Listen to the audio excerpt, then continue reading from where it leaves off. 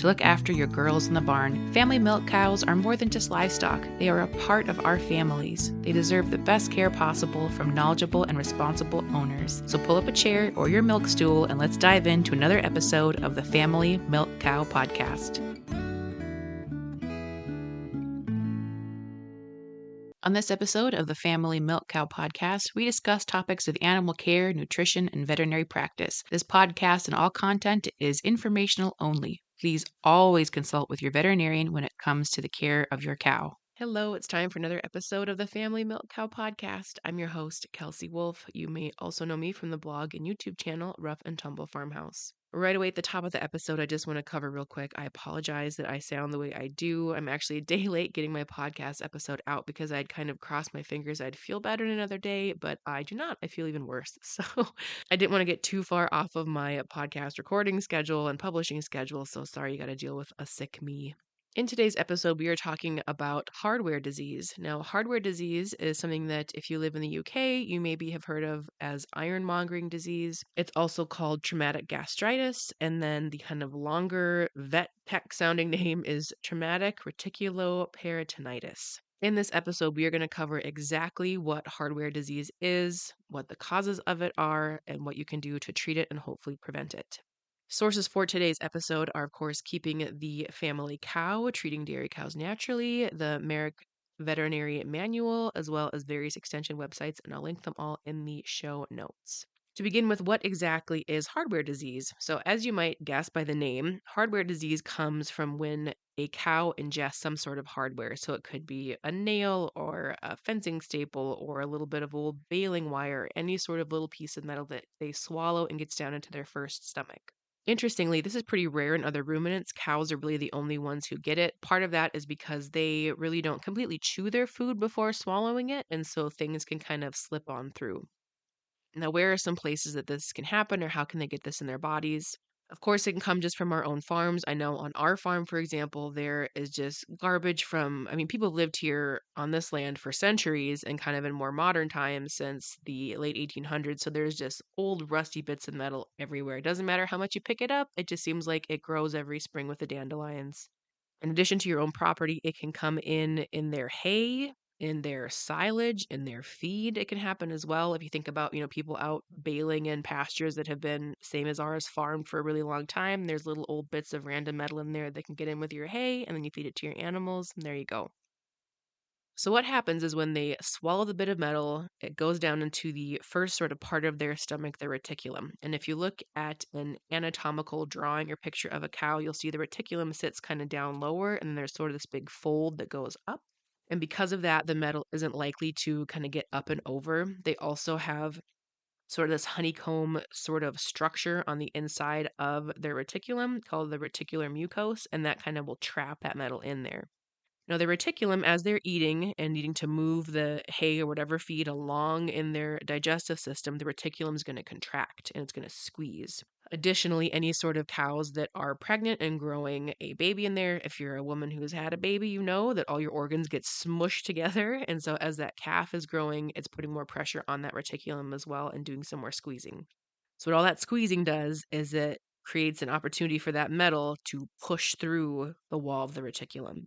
In most cases, it's going to stay localized, but it's still going to cause some problem in that you now have a hole in your cow's stomach. And so the feed and kind of, good bacteria that's nice to have in a stomach is now getting out through that hole into their system.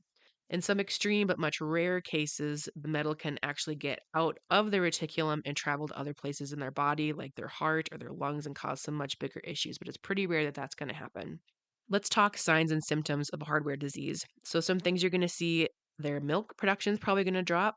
They are probably going to have less feces coming out. Their temperature might spike just a little bit. You might hear some shallow and rapid breathing. They might stand with an arched back and just look uneasy or anxious or be groaning a lot. And also coughing is another big symptom that they maybe have hardware disease. Now, thankfully, treatment of hardware disease isn't too complicated and it's 80 to 90% effective if you do both of these things. So, first thing is find out if your cow already has a magnet inside them, because a magnet is our big golden ticket here. What a magnet does is you put a magnet in a cow, kind of just like putting a bolus or a pill in them. It falls down into their reticulum and it stays there. It can't get out, just like the other metal. And it collects and attracts the metal to it, and the metal stays there instead of traveling around the stomach, poking holes all over the place. If your cow already has a magnet, you don't want to give them another one. So you can actually test this by holding a compass really close to the cow and seeing where the reticulum would be, and seeing if the magnet at all changes and isn't pointing north anymore, because it's a very strong magnet and it can actually affect a compass. You can also just ask the people who previously had the cow if it's an animal you purchased, or if you know your cow doesn't have a magnet, you can go ahead and put one in.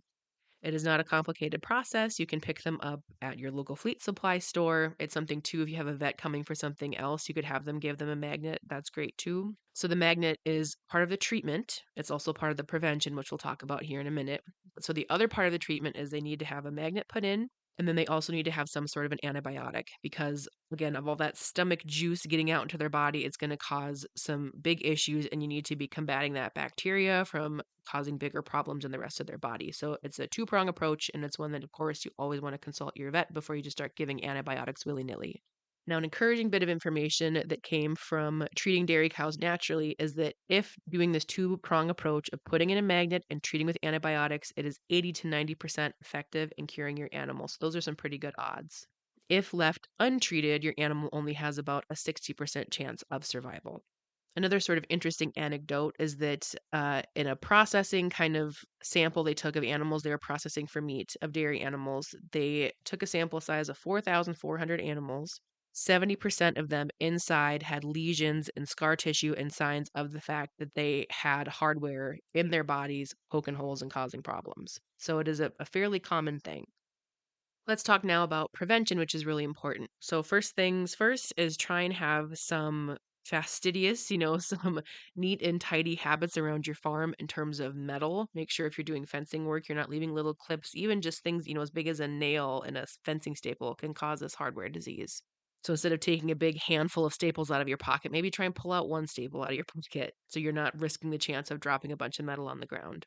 You can do some pasture sweeps every once in a while. We've got one of those at our house just for when we're, burning pallets or whatever. We've got that big magnet on wheels that we can just run around, the yard or the pasture. And granted, if you've got pretty huge pastures, that's maybe not super reasonable. But even, around the smaller farmyard and stuff, it's a good idea to just kind of do checks every once in a while. You can also, of course, check their feed. You can, just run a magnet over top of their feed pans, or if you're given just a flake or two of hay, it's not that hard to just run a magnet over the sides of your flakes of hay. This is something that, again, as I mentioned previously, even though you can be as careful as possible, it's still something that can come in their feed that gets unnoticed. So if hardware disease does happen to you and your cow, don't feel too badly. It's not necessarily your fault that it happened. It's just kind of one of those things. In addition to just having good hygiene in terms of metal around the farm, you can also give your cow a magnet. That's what I would recommend is any yearling and older. You can give them a magnet. You can give it to them yourself. You can have your vet do it. Like I said, they're only a few bucks at fleet supply stores. It doesn't matter if your cow is older and doesn't have one and they're getting it for the first time. Otherwise, you can give it to your animal when they're a year old. In recording this episode and kind of talking about the reticulum and looking at all that information, I thought it's really important for us to understand how our cow's digestive system works and understanding their stomachs. It's actually a very fascinating thing. So next week, that is actually what we're going to talk about. We are going to be discussing our cow's stomach, all the different chambers, what they do, what we need to know about them, and how they take all the wonderful feed we give them and turn it into that wonderful milk and, of course, wonderful manure. Now, when I wrap up recording this episode, I am going to record a quick episode for the Milk House Minute talking about how my cows escaped when we were out of town. It was such a nightmare. So if you want to hear that story, make sure you hop over to Patreon and become a member. Patreon members get access to bonus material, including stories of mishaps and adventures in the dairy cow world. But if that's not your thing, totally get it. We will see you next week here where we talk about stomachs. Thank you so much for listening to another episode of the Family Milk Cow Podcast. You can become a part of the Family Milk Cow Podcast by joining the Milkmaid Brigade, sponsoring an episode, or following along on social media. You can find links for all these and more, including show notes, at familymilkcowpodcast.com. If you love what you're hearing, please rate, review, subscribe, and turn on those automatic downloads. One of the best ways to support this show is simply by sharing it. And as always, make sure to give your girl down in the barn a good scratch behind the ears from me.